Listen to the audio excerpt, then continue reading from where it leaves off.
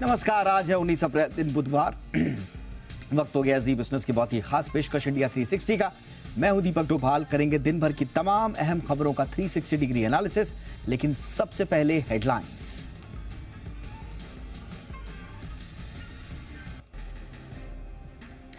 दिल्ली में anti narcotics task force सम्मेलन गृहमंत्री अमित शाह ने किया संबोधित। गृहमंत्री अमित शाह ने कहा 2047 तक भारत को करेंगे ड्रग्स फ्री। पायरेसी को लेकर मोदी कैबिनेट का बड़ा फैसला। सिनेमेटोग्राफी बिल 2023 को मंजूरी, पायरेसी पर लगेगी रोक। 4 दिन की पुलिस रिमांड पर अतीक अशरफ के तीनों हमलावर। हत्याकांड में पुलिस वालों पर गिरी गाज, 5 सस्पेंड। दुनिया में सबसे ज्यादा आबादी वाला देश बना भारत। यूएन ने जारी किए नए आंकड़े। भारत में अब 1 अरब 42 करोड़ के पार जनसंख्या। चीन के मुकाबले आबादी 30 लाख से ज्यादा। इंडिया 360 में करेंगे आज संपूर्ण विश्लेषण। दुनिया में आबादी के मामले में नंबर 1 भारत के सामने क्या है चुनौतियां और कौन से हैं मौके। सुस्त ग्लोबल संकेतों से लगातार तीसरे दिन बाजार में दबाव। निफ्टी करीब 40 अंकों की गिरावट के साथ 17,600 के पास बंद। आईटी, बैंक और एफएमसीजी शेयरों में बिकवाली।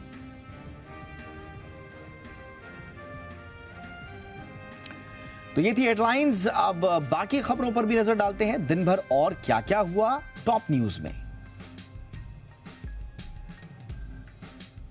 मोदी कैबिनेट ने नेशनल क्वांटम मिशन को मंजूरी दे दी है और इसके लिए 6,000 करोड़ रुपए की बजट का प्रावधान किया गया है।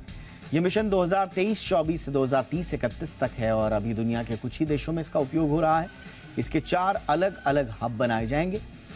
इनका संचालन विज्ञान और तकनीक विभाग के मिशन डायरेक्टर करेंगे। मिशन को दिशा निर्देश देने के लिए गवर्निंग बॉडी होगी। क्वांटम कंप्यूटिंग सामान्य कंप्यूटर से कई गुना ज्यादा डेटा बेहद कम समय में प्रोसेस कर सकता है। Communication, health, pharmaceuticals, financial sector, energy, defence और डेटा सिक्योरिटी में इसका उपयोग हो सकता है। दिल्ली विश्वविद्यालय के पूर्व प्रोफेसर जीएन साईं बाबा को सुप्रीम कोर्ट से बड़ा झटका लगा है। सुप्रीम कोर्ट ने जीएन साईं बाबा और दूसरे आरोपियों को यूएपीए के एक मामले में आरोप पुख्त करने के बॉम्बे हाईकोर्ट के आदेश को रद्द कर दिया है। जीएन साईं बाबा पर माओवादियों के साथ संबंध रखने के आरोप हैं। सुप्रीम कोर्ट ने कहा है कि बॉम्बे हाईकोर्ट मामले की नए सिरे से सुनवाई करे और 4 महीने के अंदर फैसला दे। कोर्ट ने कहा कि इस मामले की सुनवाई नई बेंच करेगी।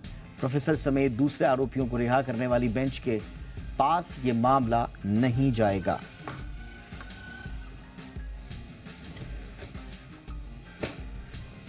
कर्नाटक विधानसभा चुनाव के लिए बीजेपी ने 40 स्टार प्रचारकों की लिस्ट जारी की है। इसमें प्रधानमंत्री नरेंद्र मोदी, गृहमंत्री अमित शाह, उत्तर प्रदेश के मुख्यमंत्री योगी आदित्यनाथ समेत 40 नाम हैं। यूपी के सीएम योगी आदित्यनाथ की 26 और 30 अप्रैल के अलावा 6 मई को कर्नाटक में रैली की तैयारी है। कर्नाटक में 224 सीटों के लिए 10 मई को वोट डाले जाएंगे। यहां नतीजों का ऐलान 13 मई को होगा। बीजेपी की कर्नाटक में सरकार बचाने की कोशिश रहेगी।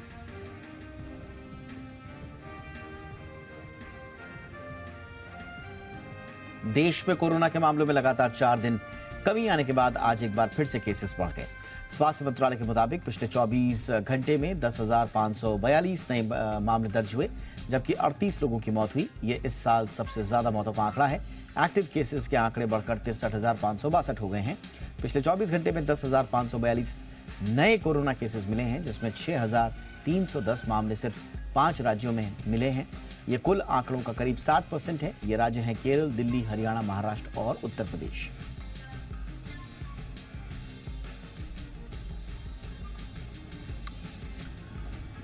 नोएडा में एक बार फिर से लावारिस कुत्तों का आतंक देखने को मिला है। नोएडा के सेक्टर 78 में बनी महागुन मॉडर्न सोसाइटी का एक वीडियो सामने आया है, जिसमें आवारा कुत्तों ने अपने पालतू कुत्ते के साथ पार्क में टहल रही महिला पर हमला बोल दिया।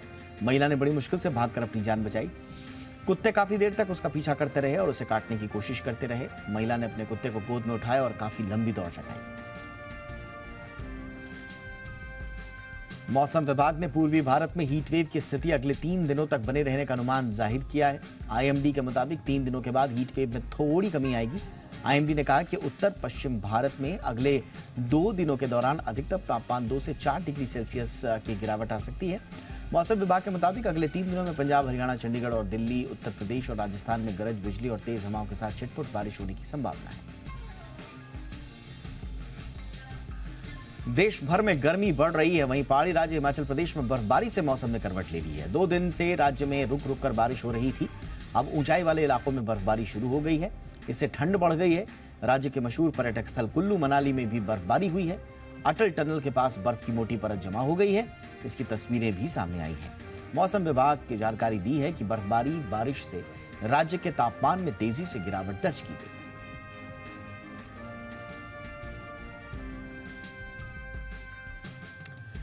और आइए शुरू करते हैं आज की हमारी कवर स्टोरीज।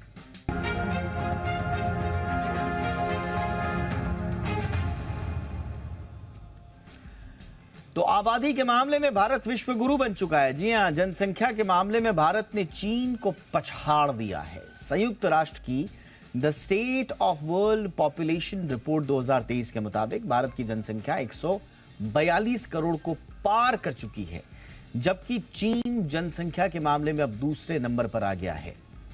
भारत की जनसंख्या चीन से 29 लाख ज्यादा है, लेकिन खुशी की बात ये नहीं बल्कि चिंता का विषय है, क्योंकि बढ़ती आबादी के साथ कई चुनौतियां भी हैं। भारत को अगर डेमोग्राफिक डिविडेंड यानी जनसंख्या का लाभांश यानी कि फायदा लेना है, तो उसे अपने युवाओं के लिए नए रोजगार पैदा करने होंगे। रोजगार की तलाश में सबसे ज्यादा संख्या गांवों में रहने वाले युवाओं की है, जो अपने गांव को छोड़कर शहरों की तरफ निकल तो पड़ते हैं, लेकिन उन्हें वाजिब नौकरियां नहीं मिल पाती। यही नहीं, जनसंख्या बढ़ने के साथ ही खाद्यान्न, स्वास्थ्य और रिहाइश की समस्या भी पैदा हो सकती है। यूएन की रिपोर्ट के मुताबिक भारत में युवाओं की संख्या अन्य देशों से काफी ज्यादा है। आंकड़ों के मुताबिक 25% आबादी की उम्र 0 to 14 ईयर्स यानी कि 14 साल से कम उम्र की है। वहीं 10 से 19 साल तक के 18% लोग हैं, जबकि 10 से 24 साल तक के लोगों की तादाद 26% है। भारत की कुल प्रजनन दर की बात करें तो ये आंकड़े 2.0 है। भारतीय पुरुष औसतन 71 साल जीते हैं, तो महिलाओं की औसत आयु 74 साल है। ये रिपोर्ट 1978 से प्रकाशित हो रही है और इस मामले में यूएनएफपीए का कहना है कि अब दुनिया की आबादी 8 अरब हो गई है। भले ही भारत की बढ़ती जनसंख्या चिंता का विषय हो, लेकिन कई ऐसे देश भी हैं जो कम जनसंख्या और बूढ़ी आबादी का दंश झेल रहे हैं। पहले बात चीन की करते हैं, तो चीन अपनी बूढ़ी आबादी से परेशान हो चुका है। आपको ये जानकर हैरानी होगी कि 20 करोड़ लोग 65 साल से ज्यादा के हैं चीन में। चीन की लगभग 40% आबादी 60 साल के ऊपर हो गई है। यहां पर एक वक्त पर जनसंख्या काबू पाने के लिए नियम कड़े बनाने पड़े थे। साल 1973 में चीन की जनसंख्या वृद्धि दर करीब 2% थी। आपको बता दें कि किसी भी देश में उसकी मौजूदा जनसंख्या को बरकरार रखने के लिए जरूरी है कि उस देश की प्रजनन दर जो है वो 2.1% से कम ना हो। लेकिन चीन ने 1983 तक इसे घटाकर 1.1% कर दिया था। चीन ने उस समय 2 अभियान चलाए। पहला, उसने केवल एक बच्चे की नीति अपनाई और फिर बाद में ज्यादा उम्र में शादी करने और बच्चों के बीच फासला रखने की नीति अपनाई। अब जनसंख्या बढ़ाने के लिए चीन सरकार रोजाना नए नए प्रलोभन भी दे रही है। इसमें टैक्स कम करने, प्रेगनेंसी के दौरान लंबी छुट्टी की व्यवस्था और आवास सब्सिडी को शामिल किया गया है। फिर भी यहाँ के लोग एक से ज्यादा बच्चे पैदा करना नहीं चाहते। ऐसा ही कुछ हाल जापान, इटली, रूस, ईरान और ब्राजील का भी है, जहां जनसंख्या लगातार घट रही है। भारत जनसंख्या के मामले में भले ही विश्वगुरु बन गया हो, लेकिन हमारे सामने चुनौतियां कई हैं।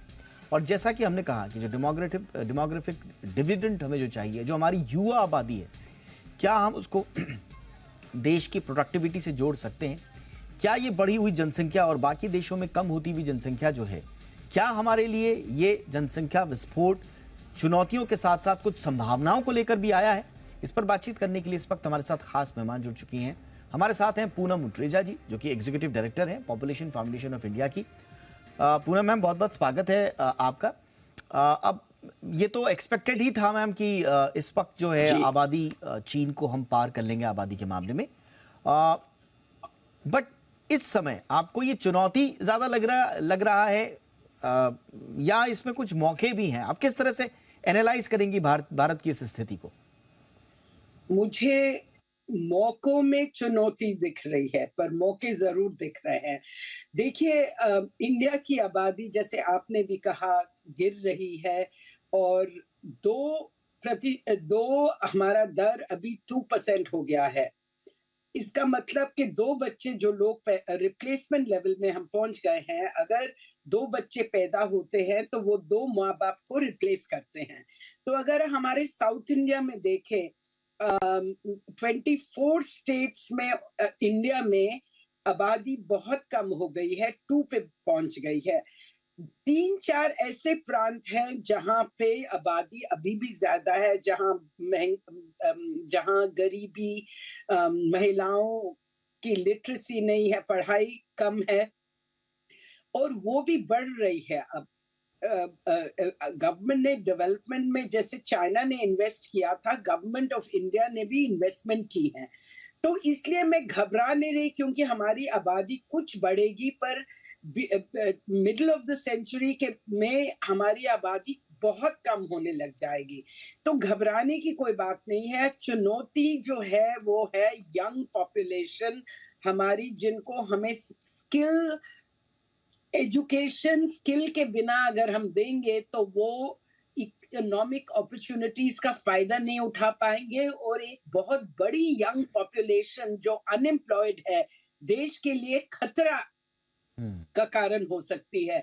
तो हमारी गवर्नमेंट समझती है, मैं ये कहना चाहूंगी कि स्किल के ऊपर बहुत ध्यान देना है और 25 साल है हमारे पास फॉर डेमोग्राफिक डिविडेंड कि हम इनको स्किल करके नौकरियां इंडिया में और बाहर, जैसे आपने कहा बहुत से देश है जिनकी चिंताजनक ये विषय है कि उनकी पॉपुलेशन एकदम गिर गई है और उनके पास काम करने वाले लोग नहीं हैं। इंडिया के पास ये एडवांटेज है, इंडिया के पास एक बड़ी संख्या जो धीरे धीरे मिडिल क्लास में आ रही है और गरीबी कम हो रही है। हमारे पास हमें डिपेंडेंसी नहीं है बाकी देशों पे कि वो हमारा जो हम प्रोड्यूस करते हैं वो सामान खरीदेंगे कि नहीं। इंडिया में एक बड़ी जो पॉपुलेशन है वो ऑल्सो परचेज करती है गुड्स एंड सर्विसेज। इसलिए चुनौती सिर्फ गवर्नमेंट को दो हैं।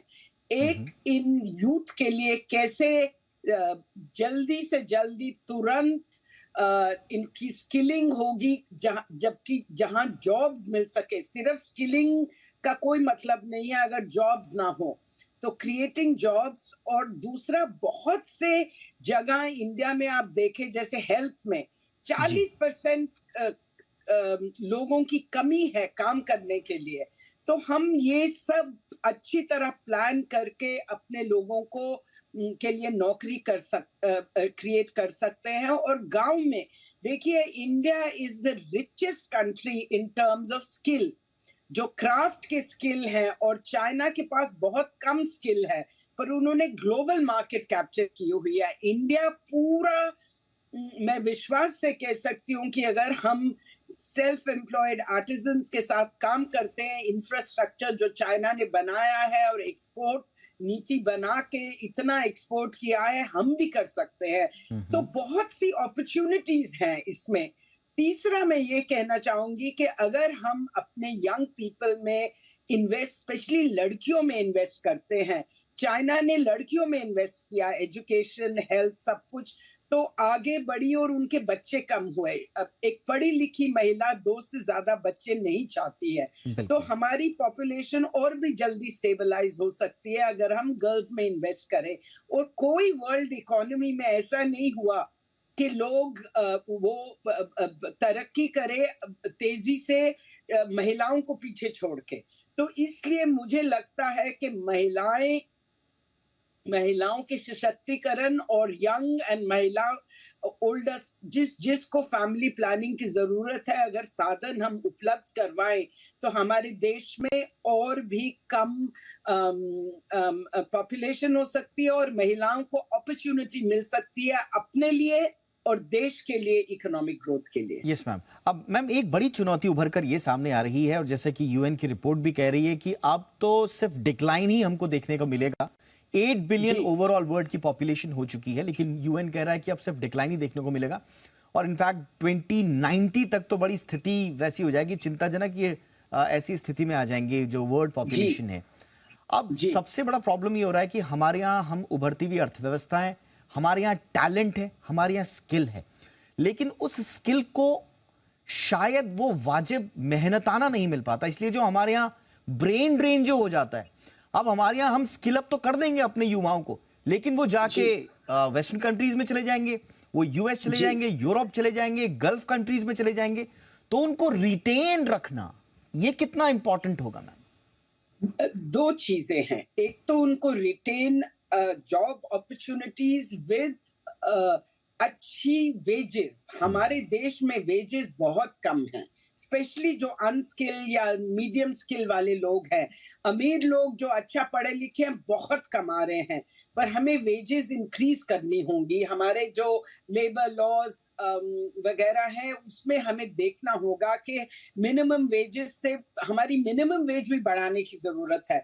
दूसरा जो आपने मुद्दा उठाया है, इंडिया में सोच है इसके बारे में कि ब्रेन ड्रेन हो जाएगा, स्किल्ड लोग बाहर चले जाएंगे क्योंकि उन देशों को जरूरत है।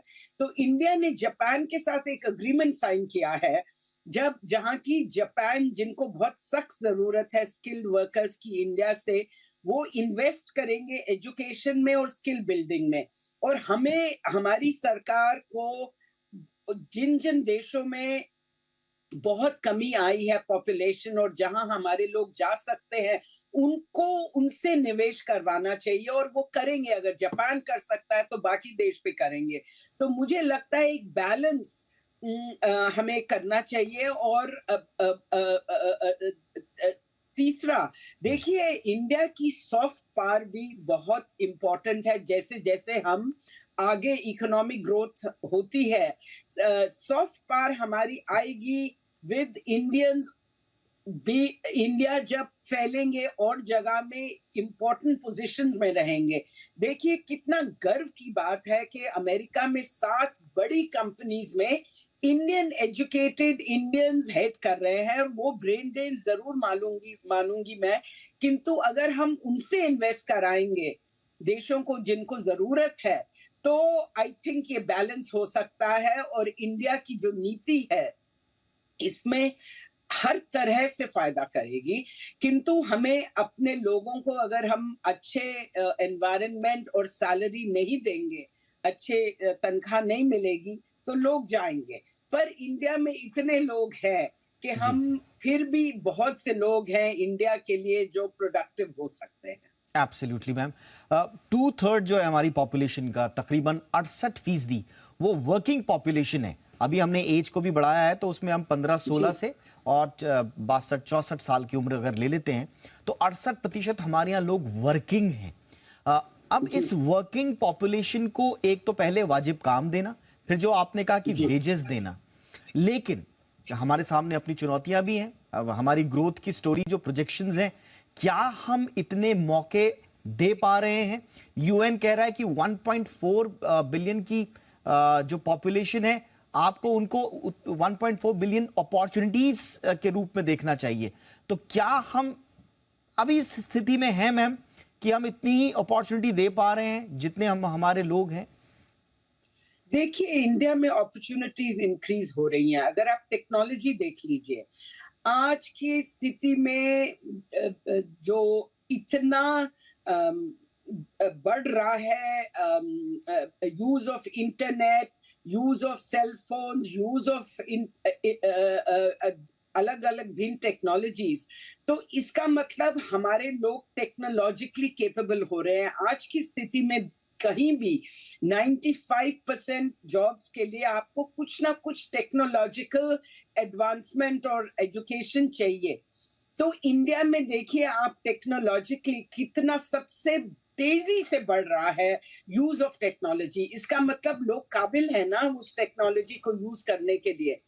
तीसरा, इंडिया हब बन सकता है ग्लोबल, क्योंकि हमें एक तो इंग्लिश हमारे यहाँ सिखाई जाती है। तो हम हमारे यहाँ चाहे आप टेक्नोलॉजी के जो कंपनीज हैं from all over the world, उन्होंने इंडिया में हब बनाए हुए हैं। और ये और भी आगे जा सकता है, क्योंकि कोविड के बाद ये तय हो गया है कि आप जरूरी नहीं किसी ऑफिस में जाएं या उस कंट्री में बैठे। आज लोग इंडिया में बैठ के नौकरियां कर रहे हैं। All over the world. मैं बहुत से ऐसे लोगों को जानती हूँ और हमारी जो टेक्निकल एडवांसमेंट है उससे हमें बहुत फायदा होगा जॉब्स के लिए, इंडिया में भी और बाहर भी। जी। और सबसे बाद में मैं ये कहना चाहूंगी कि एक इंडियंस बहुत ही इनोवेटिव हैं।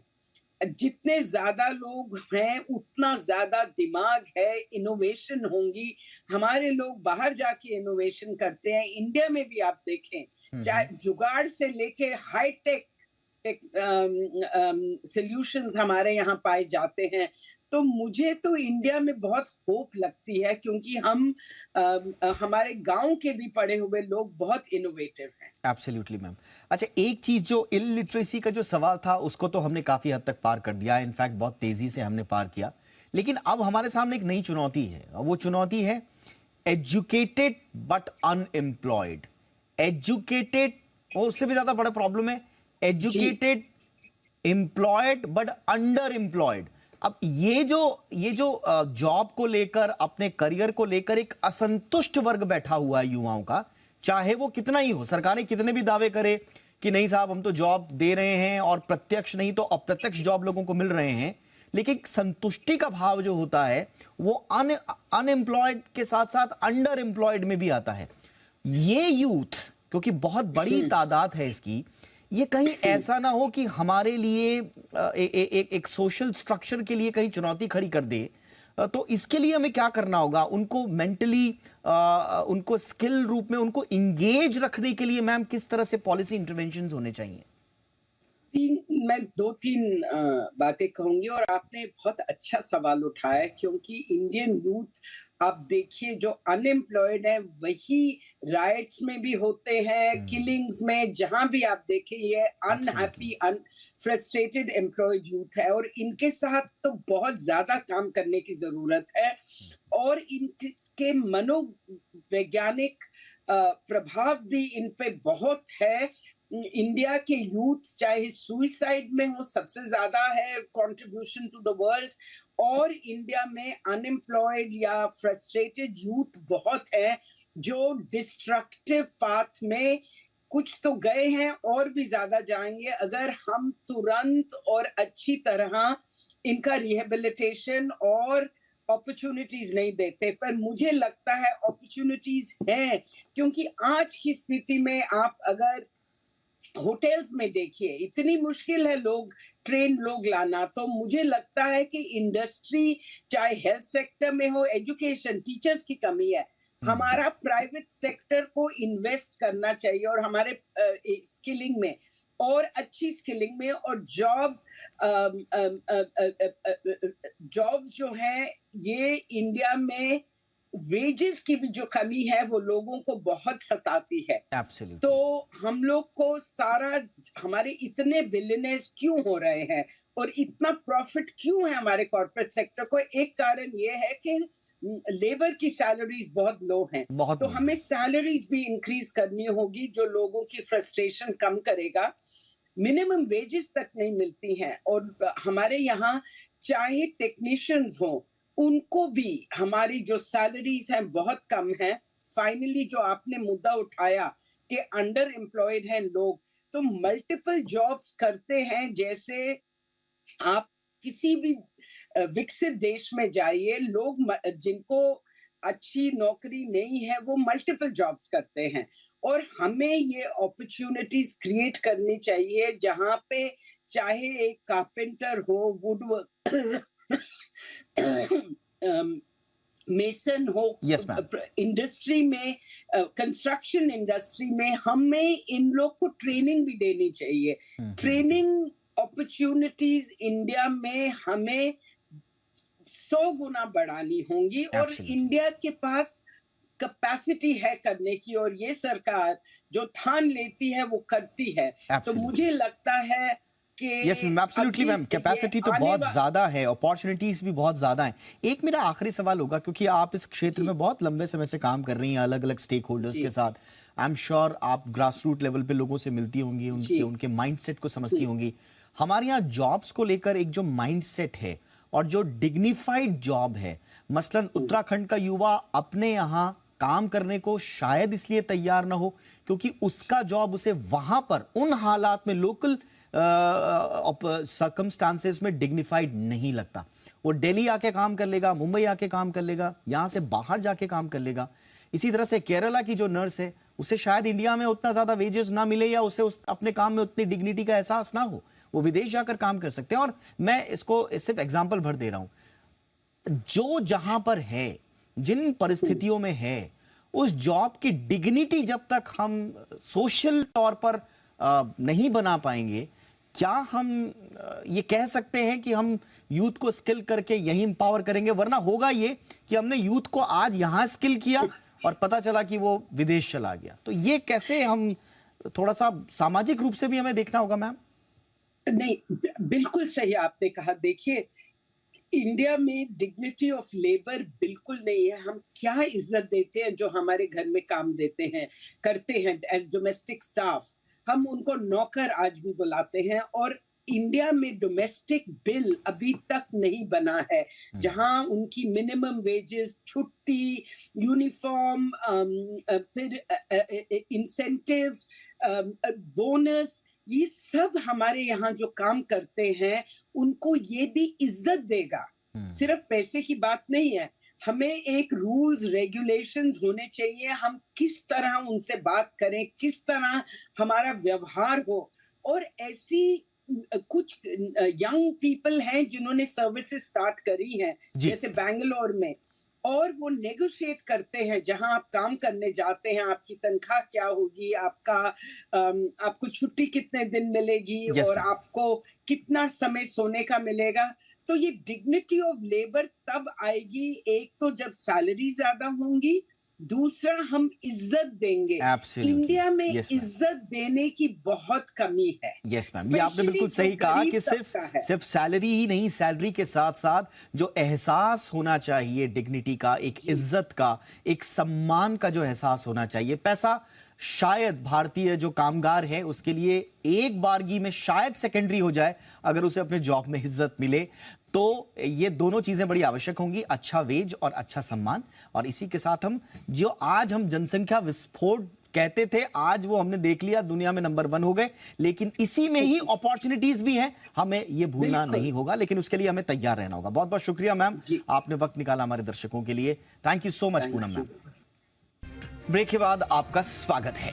सोशल मीडिया पर बॉर्नवीटा को लेकर विवाद चल रहा है। एक इंस्टाग्राम इन्फ्लुएंसर ने दावा किया कि बॉर्नवीटा में आधा शुगर होता है, आधी चीनी होती है, यानी कि जो एनर्जी मिलती है वो इसी शुगर से मिलती है।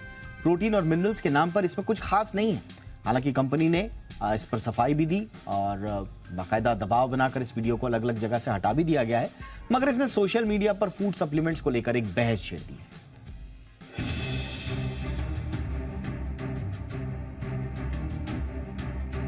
बॉर्नवीटा पर उठे विवाद ने हर तरफ से मिल्क सप्लीमेंट्स पर सवाल खड़े कर दिए हैं।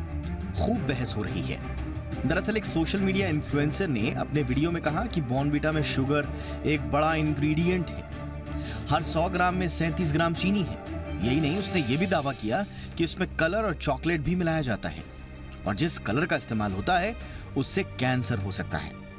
चीनी के इस्तेमाल पर तंज कसते हुए उसने कहा कि बॉर्नवीटा की टैगलाइन तैयारी जीत की नहीं बल्कि तैयारी डायबिटीज की होनी चाहिए। इस इन्फ्लुएंसर के दावों के बाद कंपनी ने इसका कड़ा जवाब भी दिया। कंपनी ने कहा कि बॉर्नवीटा में vitamin A, C, D, iron, zinc, copper और सेलेनियम न्यूट्रिएंट्स हैं जो इम्यूनिटी बढ़ाने वाले हैं। ये तत्व 70 सालों से उनके फॉर्मुलेशन का हिस्सा बने हुए हैं। कंपनी ने हमेशा इम्यून सिस्टम को मजबूत बनाने पर फोकस किया है। कंपनी ने कहा कि 200 मिलीलीटर गर्म या ठंडे दूध में मिलाकर इसे पिया जाता है। बॉर्नवीटा की हर सर्व में 7.5 ग्राम एडिशनल शुगर होती है जो लगभग 1.5 चम्मच होती है। ये बच्चों के लिए शुगर की डेली रिकमेंडेड इनटेक लिमिट से काफी कम है। इससे डायबिटीज नहीं हो सकता। अमेरिकन हार्ट एसोसिएशन के मुताबिक बच्चों को 25 ग्राम से ज्यादा चीनी नहीं लेनी चाहिए। डॉक्टर और फूड साइंटिस्ट भी बॉर्नवीटा के दावों पर सवाल उठा रहे हैं। वैज्ञानिक और liver specialist doctor AB Philips ने अपने ट्विटर हैंडल पर लिखा कि इन मिल्क सप्लीमेंट्स में शुगर का खूब इस्तेमाल होता है। बॉर्नवीटा के 20 ग्राम के सर्व में 7.5 ग्राम चीनी होती है। ये बच्चों की चीनी की रोजाना जरूरत का तकरीबन 35% हो गया। कई दूसरे मिल्क सप्लीमेंट्स में 20 ग्राम के एक सर्व में 14 ग्राम शुगर होती है और ये बच्चों के डेली शुगर की जरूरत का करीब 57% हो गया। ऐसे में ये कहना गलत होगा कि शुगर सेफ लिमिट में है। डॉक्टर फिलिप्स ने बॉर्नवीटा से मसल्स और हड्डियों के मजबूत होने, दिमाग के तेज होने और इम्यूनिटी बढ़ने के दावों को भी गलत बताया। उनके मुताबिक कंपनी ने जिस साइंटिफिक मेथड, रिसर्च और वैज्ञानिक तथ्यों की बात की है, उन पर भी सवाल उठाया जा सकता है। ऐसे में सच क्या है?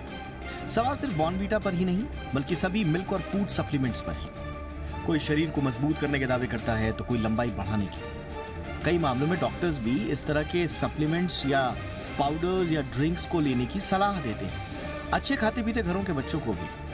कई मिल्क सप्लीमेंट तो बच्चों के महीने भर की खुराक जितने महंगे हैं। मगर इन कंपनियों की मार्केटिंग ऐसी ही है कि लोग मजबूर होकर इन्हें खरीदते हैं। अब वक्त आ गया है कि फसाई या स्वास्थ्य मंत्रालय इन मिल्क और फूड सप्लीमेंट्स के लिए नियम बनाए ताकि लोगों को गलत और भ्रामक जानकारी देकर उन्हें ठगा ना जाए। जो फैक्ट है उसे साफ साफ रखा जाए और कहा जाए। ब्यूरो रिपोर्ट, जी मीडिया। माफिया अतीक अहमद और अशरफ की हत्या के आरोपी तीनों शूटर्स को प्रयागराज की एक अदालत ने 4 दिन की पुलिस रिमांड पर भेज दिया। आज पुलिस लवलेश तिवारी, सनी सिंह और अरुण मौर्य को सीजीएम कोर्ट लेकर पहुंची थी। पुलिस ने तीनों शूटर्स की 14 दिन की रिमांड मांगी, लेकिन कोर्ट ने सिर्फ 4 दिन की पुलिस रिमांड मंजूर की। पुलिस की टीम ने आरोपियों से पूछताछ के लिए 100 से ज्यादा सवाल तैयार किए हैं। सूत्रों के मुताबिक आरोपियों से मोबाइल और हथियार को लेकर सवाल होंगे। पुलिस की टीम क्राइम सीन रिक्रिएट भी कर सकती है।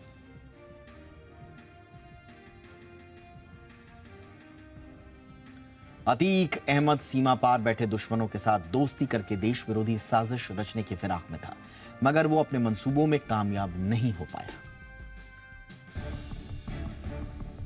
पकड़ा गया माफिया अतीक का खजांची, मिल गई काली तिजोरी की मास्टर चाबी।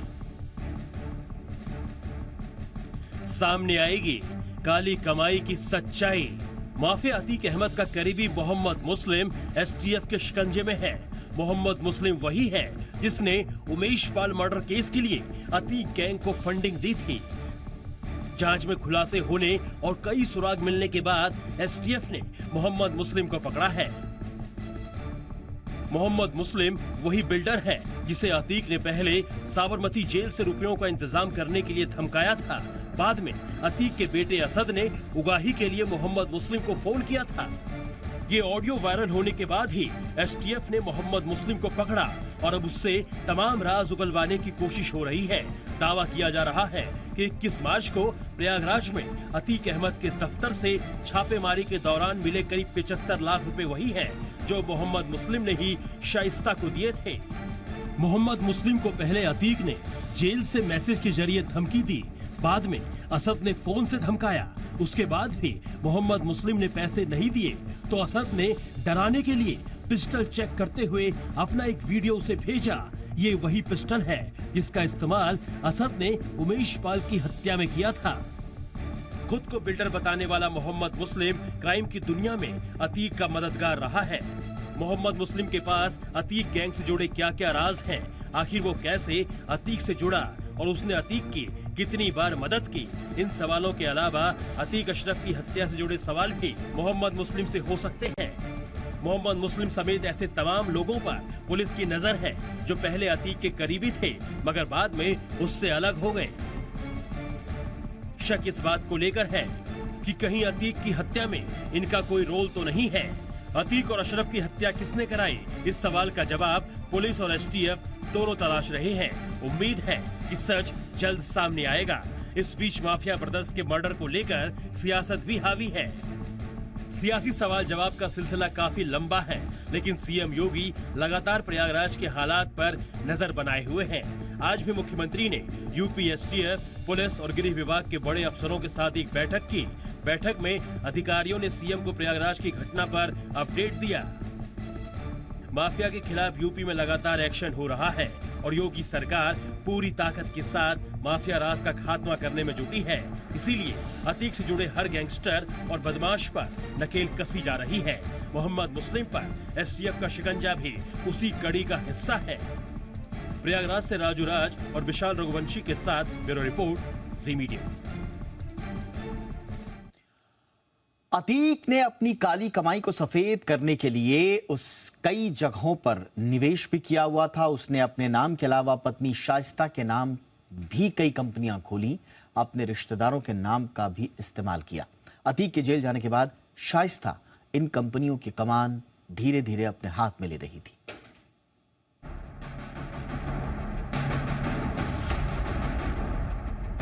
उमेशपाल हत्याकांड में फरार चल रही शाइस्ता कहां है, किसी को पता नहीं। शाइस्ता का पता बताने वालों को पुलिस 50,000 का इनाम देगी, लेकिन फिर भी अता पता नहीं है। पुलिस को उम्मीद थी कि शाइस्ता एनकाउंटर में ढेर अपने बेटे असद की आखिरी सूरत देखने कब्रिस्तान पहुंचेगी, लेकिन नहीं पहुंची। पुलिस को यकीन था कि शाइस्ता कम से कम अपने पति अतीक और देवर अशरफ के जनाजे में तो जरूर पहुंचेगी, लेकिन वहां भी नहीं पहुंची। अब एसटीएफ उसकी कुंडली को खंगालने में जुटी है। इसी बीच शाइस्ता को लेकर चौंकाने वाला खुलासा हुआ है। पता चला है कि अतीक की पत्नी शाइस्ता का अरबों का कारोबार प्रयागराज से लेकर हरियाणा तक फैला हुआ है। प्रयागराज में माफियागिरी और अवैध कब्जे के दम पर अतीक ने अरबों का साम्राज्य खड़ा किया। उसने अपनी अकूत दौलत को रियल एस्टेट के कारोबार में निवेश करना शुरू कर दिया था, लेकिन उसके जेल जाने के बाद सारा मामला बिगड़ गया। हालांकि शाइस्ता ने वक्त रहते ही अतीक के काले कारोबार की कमान अपने हाथ में ले ली थी। अतीक का ये काला कारोबार प्रयागराज से लेकर हरियाणा तक फैला हुआ है, जिसे अब तक शाइस्ता देख रही थी। गुरुग्राम में फना एसोसिएटेड प्राइवेट लिमिटेड ये कंपनी अतीक अहमद के नाम पर है। गुरुग्राम में ही दूसरी कंपनी फना एसोसिएटेड प्राइवेट लिमिटेड ये कंपनी शाइस्ता के नाम पर रजिस्टर्ड है। गुरुग्राम में ही मेजर्स जाफरी स्टेट लिमिटेड ये रियल एस्टेट की कंपनी है। इस कंपनी की मालकिन शाइस्ता है। अतीक अपनी ब्लैक मनी को छुपाने के लिए अपने रिश्तेदारों का भी इस्तेमाल करता था। पत्नी के भाई के नाम पर भी अतीक ने कई कंपनियां खोल रखी थी। एसटीएफ ने इन्हें भी पता लगा लिया है। शाइस्ता के भाई फारूक और जकी के नाम से 4 company, MJ infra land LLP, MJ infra green private limited, MJ infra housing, MJ infra state housing private limited. Prayagraj में भी अतीक ने बड़ी संख्या में आवासीय परियोजनाएं लॉन्च कर रखी थी। अतीक के जेल जाने के बाद इसे भी शाइस्ता ही देख रही थी।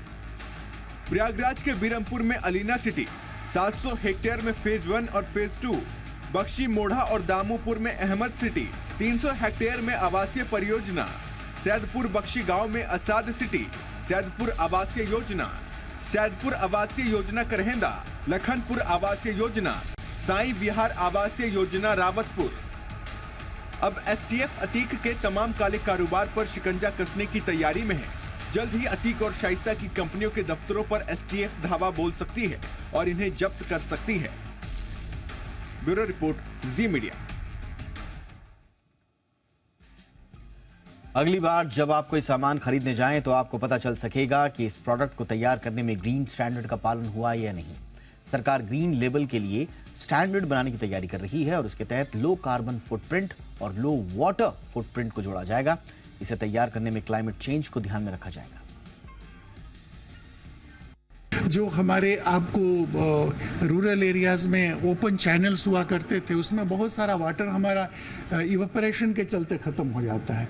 तो उसके लिए हमारे अब एग्रो टेक्सटाइल के बहुत सारे प्रोडक्ट स्टैंडर्ड बने हैं, जिनसे हम कैसे वाटर के लॉस ऑफ वाटर को प्रिवेंट कर सकते हैं। तो इसी कंटेक्स्ट में वो कह रहे थे कि अब हमारा फोकस कार्बन फुटप्रिंट को कम करने पे भी है और वाटर यूज एफिशिएंसी को बढ़ाने पे भी है। एक क्लियरिंग में परेशानी आने पर दूसरी क्लियरिंग में पोर्टेबिलिटी जल्द शुरू हो सकती है। इसको लेकर पिछले हफ्ते ही बाकायदा ब्रोकर्स के साथ ट्रायल शुरू हो गया है। इस पर और अपडेट के साथ जुड़ रहे हैं ब्रिजेश कुमार। एक्सचेंजेस के बीच में जल्दी ही ये सुविधा शुरू होने जा रही है। जब एक एक्सचेंज के क्लियरिंग कॉरपोरेशन में कोई परेशानी आई तो सारे सौदे जो है दूसरे एक्सचेंज के क्लियरिंग कॉरपोरेशन से हो सकेंगे।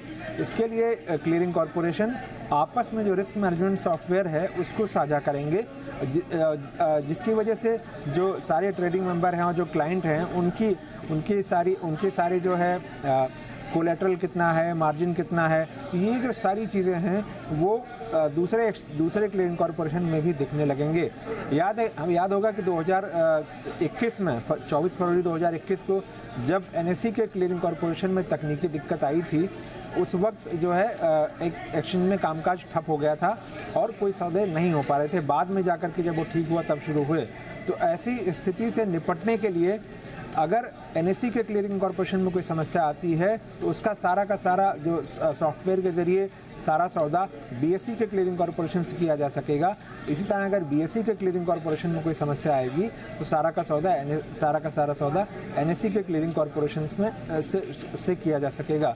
इसमें सभी सेगमेंट के जो सौदे होंगे उनका निपटारा हो सकेगा और इसके लिए जो क्लियरिंग कॉरपोरेशन से पिछले 8-9 महीने से काम कर रहे थे और अब उस स्टेज पर सफलता के बाद अब अगला स्टेज ये है कि जो ब्रोकर्स हैं उनके बीच में इसका ट्रायल शुरू हुआ है और पहली मॉक ट्रेडिंग जो है वो 15 अप्रैल को हुई है और आगे कुछ और मॉक ट्रेडिंग होंगे, उसके बाद इसको अमल में ला दिया जाएगा।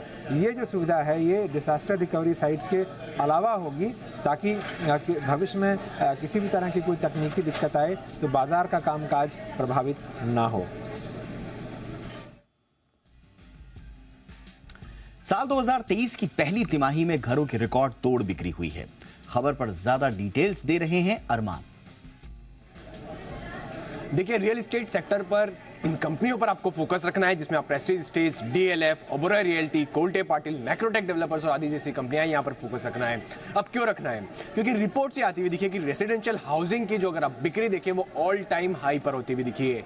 Q1 2023 जो कि कैलेंडर क्वार्टर की बात कर रहा हूं मैं, जनवरी से लेकर मार्च 2023 में आपको जो है रिकॉर्ड बिक्री जो है घरों की होती हुई दिखी है। अगर सिर्फ मुख्य सात जो शहर बड़े शहर हैं वहां की बिक्री देखें तो क्यों आपको अच्छी खासी ग्रोथ आती हुई दिखी है। ओवरऑल अगर आप बिक्री देखें तो 1.13 लाख यूनिट्स जो है बिक्री आती हुई दिखी है। जहां पर अगर ग्रोथ की बात करें क्यों चेन्नई में लगभग 55%, बेंगलुरु में लगभग 33%, हैदराबाद में 24%, MMR में 22% और पुणे में भी 20% के आसपास की जो है बढ़िया जो है ग्रोथ आती हुई दिखी है। NCR और कोलकाता में भी 12 और 17% के आसपास की तेजी आती हुई दिखी है। अब यही नहीं, सिर्फ बिक्री ही नहीं, अगर आप देखें जो न्यू लॉन्चेस हैं इन 7 सिटियों में से 6 सिटियों में जो नए लॉन्च हैं वो भी Q1 में आपको बढ़िया होते हुए दिखे हैं। NCR स्पेसिफिकली बात करें तो वहां पे आपको 122% की बढ़ोतरी दिखेगी, चेन्नई में 107%, बेंगलुरु लगभग 42% के आसपास और MMR पुणे और कोलकाता की बात करें तो वहां पर भी 2 से 5% से आपको बढ़िया जो है न्यू लॉन्चेस और जो नई यूनिट्स है वो आती हुई दिखी हैं। ओवरऑल इन सभी पर्सपेक्टिव से अगर आप देखें तो आपको डिमांड जो है वो भी काफी बढ़िया आती हुई दिखी है और जो नई सप्लाई है, नई लॉन्चेस हैं वो भी बढ़िया आती हुई दिखी है। और कुछ एक रिपोर्ट्स ये भी आए, हालांकि अगर आप पी इन्वेस्टमेंट की बात करें तो Q1 के 2023 Q1 की अगर स्पेसिफिकली बात करें तो पी इन्वेस्टमेंट में आपको जो है कटौती आती हुई दिखी। तो ओवरऑल Q1 एक हाईएस्ट बिक्री के हिसाब से इन सब मुख्य जो है सात जो शहर है यहाँ पर बढ़िया रहा और सप्लाई जो है वो भी कंपैरेटिवली काफी बढ़िया रही। दुनिया के सबसे पॉपुलर OTT प्लेटफॉर्म्स में से एक नेटफ्लिक्स अब पेड पासवर्ड शेयरिंग लॉन्च करने की तैयारी में है। कंपनी के तिमाही नतीजे कैसे रहे और नई सर्विस का इसे कितना फायदा मिल सकता है, जानते हैं आशीष से। देखिए, नेटफ्लिक्स के नतीजे आए थे, इसके बाद हमने देखा था कि स्टॉक में बड़ा रिएक्शन भी आपको देखने को मिला। पहले आपको नतीजे बता देता हूं कि नतीजे अगर आप देखें तो मुनाफे में 8% की गिरावट यहां पर आपको देखने को मिली। हालांकि जो EPS का आंकड़ा आया था वो बिल्कुल बाजार के अनुमान के मुताबिक ही देखने को मिला। सब्सक्राइबर एडिशन की बात करें तो यहाँ पर देखिए 17.5 लाख जो है नए सब्सक्राइबर नेटफ्लिक्स ने जोड़े। हालांकि ये आंकड़ा अगर आप देखें तो अनुमान से कम रहा, क्योंकि 21 लाख का एस्टिमेट जो है बाजार लगाकर चल रहा था। लेकिन गिरावट के बाद रिकवरी बड़ी तेजी से देखने को मिली स्टॉक के अंदर और इसके पीछे कारण ये है कि कंपनी अब जून से अपने जो पासवर्ड शेयरिंग प्लान्स हैं इसकी दरें बढ़ाने की पूरी तरीके से विचार कर चुकी है। इसको लेकर बाजार ने पॉजिटिवली माना और वैसे भी अगर आप देखें तो भारत जैसे देशों में जहां पर नेटफ्लिक्स की थोड़ी सी पेनिट्रेशन अभी कम है, नई शुरुआत हुई है, यहाँ पर अगर आप देखें तो इन्होंने अपने प्लान्स की दरें ऑलरेडी घटा दी हैं। लेकिन इसको ऑफसेट करने के लिए एडवर्टाइजमेंट मॉडल के माध्यम से ये अपनी आय को बढ़ा रहे हैं। और वैसे भी अगर आप देखें तो इस साल विज्ञापन से करीब 77 करोड़ डॉलर के आसपास का जो है यहाँ पर अनुमान लगाया जा रहा है कि कंपनी की एडवर्टाइजमेंट के माध्यम से, क्योंकि अगर आपके पास नेटफ्लिक्स का पेड प्लान है तो आपके पास एड्स नहीं आते, लेकिन जहाँ पर सस्ते प्लान है वहाँ पर ये कंपनी एड्स भी दिखाएगी। और साथ में जो 5 लोगों के साथ आप अपने अकाउंट डिटेल्स शेयर करते हैं, साथ में 5 लोग देख पाते हैं। यहाँ पर अगर आप देखें तो यहाँ पर जो है अतिरिक्त चार्ज लेने का प्लान कर दिया गया है, जिसके चलते हमने देखा कि कमज़ोर नतीजों के बाद गिरावट आई, लेकिन इसके चलते ये 2 जो बड़े पॉइंट्स हैं, इसके बाद रिकवरी भी स्टॉक में तेज देखने को मिली। ग्लोबल आईटी स्पेंडिंग को लेकर गार्टनर ने वेबिनार किया। क्या निकला इस वेबिनार से, बताने के लिए हमारे साथ है कुशल गुप्ता। तो ग्लोबल टेक्नोलॉजिकल रिसर्च और साथ ही कंसल्टिंग फर्म गार्टनर, यहाँ पर इनकी तरफ से रिपोर्ट आती हुई दिख रही है आईटी स्पेंडिंग पर, और जो रिपोर्ट आई है उसको लेकर यहाँ पर अपडेट जारी किया है अपने वेबिनार के जरिए मैनेजमेंट ने। अब यहाँ पर जो 2 एनालिस्ट है गार्टनर के, उनकी तरफ से ये अपडेट आता हुआ नजर आया कि इन्होंने जो ग्लोबल आईटी स्पेंडिंग का पूर्वानुमान लगाया था 2023 के लिए, उस पर ये कायम रहे हैं। यानी कि 5.5% की ग्रोथ का जो एस्टिमेट किया है इन्होंने 2023 के लिए, उस पर यहाँ पर कंपनी अडिग है। और ये मान रहे हैं कि जिस तरह से ग्लोबल मैक्रो हेडविंड्स आती हुई दिखी है, उसकी वजह से जो आईटी खर्च है उस पर इम्पैक्ट ज़्यादा नहीं आता हुआ नजर आएगा। अब ये काफ़ी सरप्राइजिंग है, क्योंकि एक ग्रुप अभी भी ये मानकर चल रहा है कि नियर टर्म हिकअप्स आपको आईटी इंडस्ट्री में संभावित है। और इसी वजह से यहाँ पर ये मान रहे हैं कि ग्लोबल स्तर पर जिस तरह के आईटी स्पेंडिंग है, उससे ऊपर hospital, health and life insurance, manufacturing और साथ ही बैंकिंग वर्टिकल्स के खर्च यहाँ पर बढ़ने की उम्मीद लगाकर चल रहे हैं। और कहीं ना कहीं 2027 तक क्लाउड पर खर्च बढ़ने की इनकी संभावना है। तो जिस तरह के एस्टिमेट्स हैं और जो अनुमान है, उससे तो यही प्रतीत हो रहा है कि गार्टनर ग्लोबल मैक्रो हेडविंड्स के बावजूद भी ये मानकर चल रहे हैं कि आगे चलकर आईटी स्पेंडिंग पर बड़ा इम्पैक्ट नहीं आएगा। तो ऐसा हो सकता है कि आईटी स्टॉक्स, जो भारतीय आईटी काउंटर्स हैं, ग्लोबल सेंटिमेंट की वजह से लगातार गिरावट अभी झेलते हुए दिख रहे हैं, आगे चलकर रिवर्सल हो एज पर गार्टनर। अब यही देखना है कि ये होता है या नहीं, क्योंकि कुछ एक सेक्स अभी भी अब मानकर चल रहे हैं, कुछ एक जो ग्रुप्स हैं या फिर आप कह सकते हैं कंपनियां, ये अभी भी मानकर चल रही हैं कि यहाँ पर ग्लोबल आईटी स्पेंडिंग कहीं ना कहीं दबाव में रह सकते हैं। क्योंकि टीसीएस और साथ ही इन्फोसिस के जो अभी तक नंबर्स आए हैं, उनकी कमेंट्री में तो साफ तौर पर दिख रहा है कि नॉर्थ अमेरिकन मार्केट्स में अभी भी इश्यूज हैं। अब देखना है कि ये कब रिजॉल्व होते हैं, बट यहाँ पर गार्टनर ये काफ़ी पॉजिटिव हो रहा है पूरे साल के लिए। शेयर बाजार में आज जोरदार बिकवाली देखने को मिली और लगातार तीसरे दिन बाजार गिरावट के साथ बंद हुए। कारोबार के अंत में सेंसेक्स 60,000 के नीचे फिसल गया। निफ्टी 41 अंकों की गिरावट के साथ 17,619 के लेवल पर बंद हुआ। बैंक निफ्टी 111 अंकों की गिरावट के साथ 42,154 पर क्लोज हुआ। बाजार की गिरावट में आईटी और बैंकिंग स्टॉक्स आगे रहे। पूरा एक्शन बता रही है नुपुर। मिले जुले ग्लोबल संकेतों के बाद आज हमारे बाजार में भी काफी उतार चढ़ाव दिखा था, लेकिन एक सीमित दायरे का ट्रेड नजर आया। पूरे दिन हमने देखा कि काफी वॉलेटिलिटी बनी हुई थी बाजार में। एक पॉइंट पे निफ्टी 650 के नीचे जा चुका था और 600 के नीचे फिसलता हुआ भी नजर आया था। हालांकि थोड़ी सी रिकवरी वहां से हुई और क्लोजिंग के टाइम हमने देखा कि निफ्टी 17,600 के ऊपर बंद होता हुआ दिखा। कुछ काउंटर्स थे जहां पे आज बहुत ज्यादा बिकवाली हो रही थी। आईटी की तरफ से कोई सपोर्ट नहीं नजर आ रहा था। निफ्टी आईटी आज सबसे बड़ा सेक्टर था जहां पे बिकवाली नजर आ रही थी, लेकिन थोड़ा सपोर्ट अगर आ रहा था तो मेटल और ऑयल एंड गैस के कुछ काउंटर्स थे जहां से बाजार को मिल रहा था सपोर्ट। गेनर्स और लूजर्स की लिस्ट आपके लिए पुल अप करें तो निफ्टी में सबसे ऊपर लूजर में आपको आईटी कंपनीज नजर आएंगी। एचसीएल टेक नतीजों से पहले यहाँ पर भी आपको कमजोरी दिखी थी। Infosys, IndusInd bank, SBI life में भी कमजोरी नजर आई। 1.5 से 2% नीचे बंद होते आपको दिखे थे। गेनर्स के लिस्ट में डिवीज लैब इंटरेस्टिंग मूव था, 2% ऊपर बंद हुआ ये स्टॉक। बीपीसीएल, बजाज ऑटो और एक्सिस बैंक भी देखे तो यहाँ पे 1.5 से 2% के अराउंड आज के दिन में मूव नजर आई थी। खबरों के चलते भी काफी सारे स्टॉक्स आज फोकस में थे। इनफैक्ट स्टॉक स्पेसिफिक दिन भी आज आप कह सकते हैं। चावल को लेके जो खबरें आ रही थी, राइस स्टॉक्स में आज मोमेंटम बना हुआ था। केआरबीएल, एलटी फूड्स की बात करें तो बड़ा मूव इन स्टॉक्स में नजर आया। फार्मा के कुछ काउंटर्स थे जहां पे अच्छा मोमेंटम दिख रहा है और काफ़ी सारे काउंटर्स है जहां पे आज मोमेंटम बना हुआ था। स्पेसिफिक नाम बताएं आपको तो ग्लैंड फार्मा, सीक्वेंस साइंटिफिक, जहां पे 8 से 10% का बड़ा मूव आते आज दिखा था। ब्रॉडर मार्केट में भी स्टॉक स्पेसिफिक एक्शन बहुत ज़्यादा था, लेकिन वहाँ भी एक दायरे का ट्रेड नजर आ रहा था पूरे कारोबारी दिन में। आज के दिन टॉप लूजर्स की लिस्ट में आपको प्रिज्म जॉनसन 12% ऊपर बंद होते दिखा, Lakshmi organics, LK equipment, IFB industries, हमारा राजा भी देखे तो कुछ काउंटर से जो ऊपर के जो आज खरीदारी की लिस्ट में आपको नजर आएंगे। लूजर्स की लिस्ट में बालकृष्ण इंडस्ट्रीज, वहाँ पे एक बड़ा कट दिखा था। आईसीआईसीआई लोम्बार्ड नतीजों के बाद इस स्टॉक में आज के दिन दबाव नजर आया, 5% का बड़ा कट आपको स्टॉक में दिन के दौरान देखने मिला। सीएसबी बैंक और साइंट भी देखे तो दबाव की लिस्ट में आपको दिखेंगे। तो ऑल इन ऑल एक्सपायरी के एक दिन पहले मार्केट में सीमित दायरे का ट्रेड था, लेकिन पूरा दिन उतार चढ़ाव के बीच कारोबार होता रहा। यूक्रेन और रूस के बीच जारी जंग में दोनों देशों में कोई भी हार मानने को तैयार नहीं है, बल्कि दोनों देशों के राष्ट्रपति वॉर जोन में पहुंचकर अपने सैनिकों का उत्साह बढ़ा रहे हैं। यूक्रेन के राष्ट्रपति व्लादिमीर ज़ेलेंस्की भी फ्रंटलाइन पर पहुंचे। वॉर जोन में पहुंचकर यूक्रेन के राष्ट्रपति ज़ेलेंस्की ने अपने सैनिकों से मुलाकात की और कहा कि मैं जंग में जीत के अलावे कुछ नहीं चाहता हूं। ज़ेलेंस्की ने इस दौरान रूसी हमलों में घायल सैनिकों से भी बातचीत की। आपको बताएं कि रूसी राष्ट्रपति पुतिन भी खेरसॉन गए और उन्होंने रूस के सैनिकों से मुलाकात की, उनका हौसला भी बढ़ाया। ईरान के प्रेसिडेंट इब्राहिम राइसी ने इजरायल को साफ शब्दों में चेतावनी दी है। सैन्य दिवस के अवसर पर बोलते हुए राइसी ने कहा कि अगर इजरायल ने ईरान के खिलाफ कोई भी कार्रवाई की तो इसका अंजाम बुरा होगा। आपको बताएं कि कुछ दिन पहले इजरायल के प्रधानमंत्री बेंजामिन नेतन्याहू ने ईरान की तुलना नाजियों से कर दी थी। वहीं ईरान मानता रहा है कि देश के न्यूक्लियर प्रोग्राम पर हमले के पीछे इजरायल का हाथ है। राइसी ने इस दौरान कहा कि इजरायल कोई भी कदम उठाता है तो ईरान और तेल अवीव दोनों शहरों को ईरान तबाह कर देगा। सूडान में मिलिट्री और पैरामिलिट्री के बीच जारी लड़ाई में भारत के 31 नागरिक फंसे हुए हैं। ये सभी कर्नाटक के आदिवासी समुदाय से आते हैं।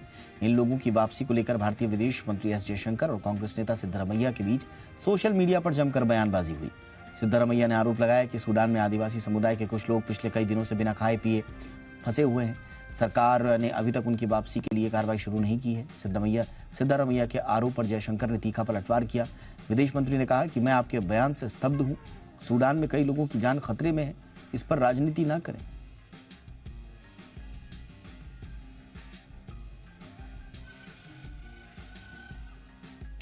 तो इंडिया 360 में आज बस इतना ही। #ZINDIA360 याद रखिए। कोई राय, कोई सुझाव हो तो जरूर भेजिएगा। नमस्कार।